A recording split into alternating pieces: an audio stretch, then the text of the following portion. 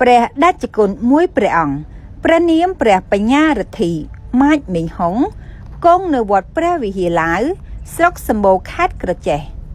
កំពុងតែធ្វើឲ្យមហាជននិយមលេងឬមើលតាមបណ្ដាញ TikTok ផ្ទុះការចូលមើលក៏ដោយទស្សនាស្ដាប់ពីអាវត្តរបស់ព្រះដេចគុណ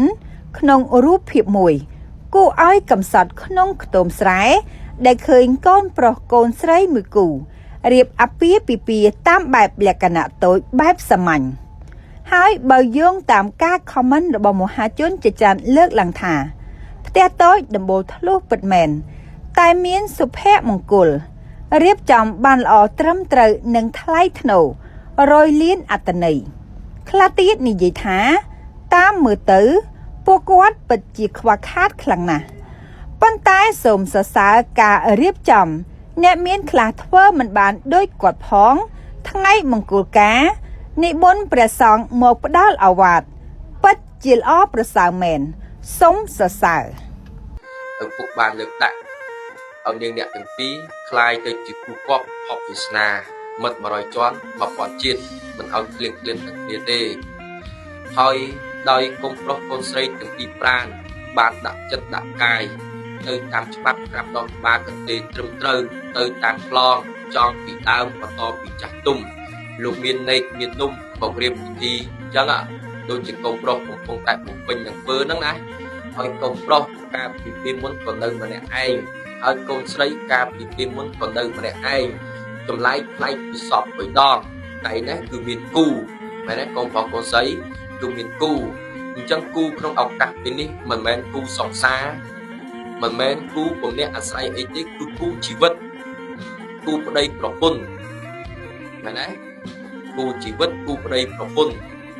គូជីវិតគូប្តីប្រពន្ធតម្រាំនឹងនាងអ្នកដាក់ចិត្តដាក់កាយ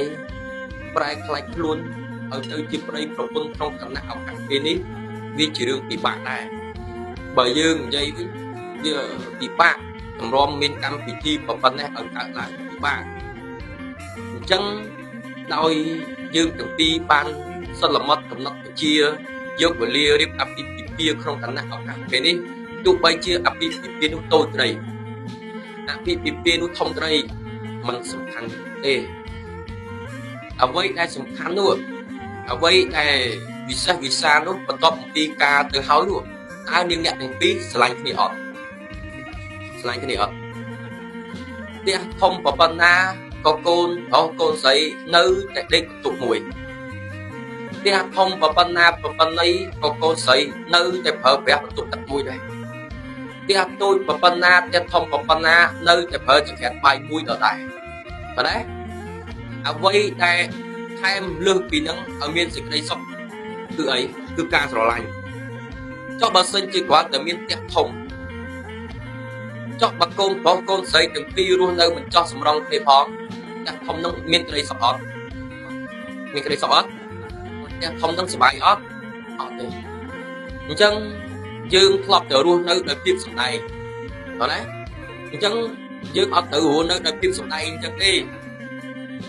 ចង់បញ្ចប់នៃជីវិតយើងដឹងថាចង់បញ្ចប់ពីវត្តទៅមុខគឺទៅរឿងមួយយ៉ាងគឺផ្លូវហ្នឹងណាស្លាប់តែមុននឹងហ្នឹងអ្វីដែលមានជីវិតហ្នឹងព្រោះនៅគឺផ្ដល់តម្លៃគ្នាទៅវិញទៅមកគោរពគ្នាទៅវិញទៅមកស្រឡាញ់គ្នាទៅវិញទៅមកដោយគោរពដោយយកចិត្តទុកដាក់ស្មោះស្ម័គ្របម្រើមើលថែគ្នាទៅវិញទៅមកអញ្ចឹងណាចាប់ដៃគ្នាប្រឹងប្រែងពួតដៃគ្នាកុំខ្ជិលកុំច្អោបយកចិត្តទុកដាក់ប្រកបកិច្ចការងារធ្វើការរីកថាមសំចៃជីវិតគូគឺត្រូវអញ្ចឹងមើលគ្នាទៅវិញទៅមកយកចិត្តទុកដាក់ជាមួយគ្នាទៅវិញទៅមកឲ្យតម្លៃគ្នាទៅវិញទៅមកគោរពគ្នាទៅវិញទៅមកដោយល្អបាទណាកូនប្រុសកូនស្រីថ្ងៃនេះថ្ងៃជាវេលាល្អថ្ងៃនេះថ្ងៃជាវេលាបានថ្ងៃពុទ្ធសុខសាន្តបានដល់នាងអ្នកទាំងពីរបាត់ថ្ងៃនេះណារៀបខ្នើយជ័យជាចំណោចូលជ័យចូលចាំឆាយា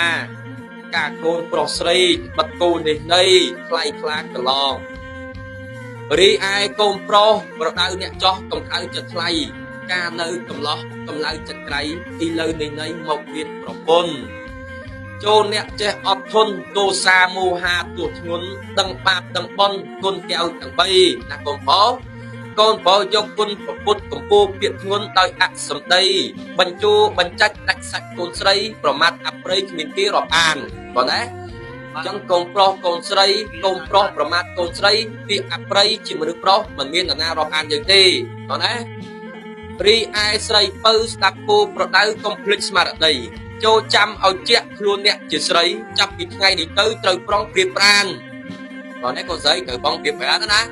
ធម្មតាមានប្តីមានចិត្តមេត្រីនិងញាតិសន្តាននាងចេះរៀបចំសំរុំចិត្តបានទោះមានក្រអត់ឃ្លានមានពឹងអាស្រ័យ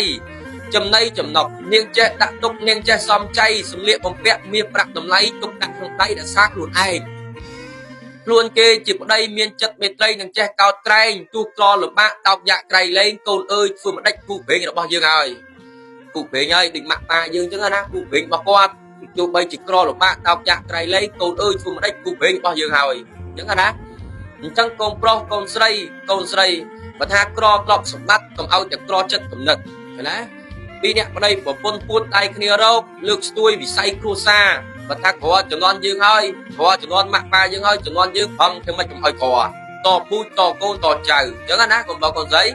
ហ៊ានមើលយកចិត្តទុកដាក់ខ្នះខ្នៃឲ្យសពគ្រប់បែបយ៉ាងជាពិសេសកុំបងអញ្ចឹងគូពេករបស់យើងហើយកូនអើយចូលកូនកុំទូម្នាស់ប្រើពាក្យប្រគោះឲ្យប្តីអាប់អោន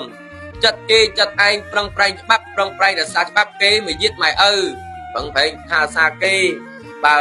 ម៉ែឪមិនសូវល្អទេធ្វើឲ្យល្អជាងម៉ែឪ